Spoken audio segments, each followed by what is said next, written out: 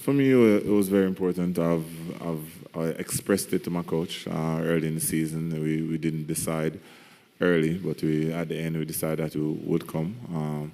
I got injured, so I didn't get a chance to run an individual event. But I'm happy just to be here, really.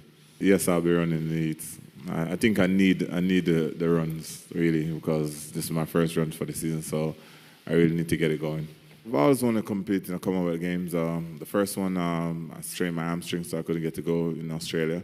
The second one was in India, and it was in like October and November, so it was a bad time for me because the World Championship was coming up.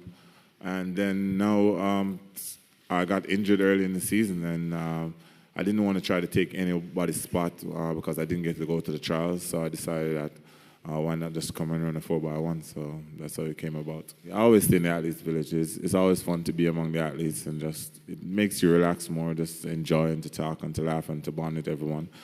I try not to walk around the village too much because I tend to take a lot of pictures, so I try not to walk around too much, but I definitely move around to see the village and how it's set up and stuff like that, but I stay in my room most of the time.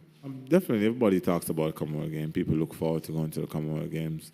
As I said, I wish I could have been to the Commonwealth Games before this, but I've just always been injured or some form of problem. So for me, I'm just happy that I'm getting a chance to come to the Commonwealth Games and to compete.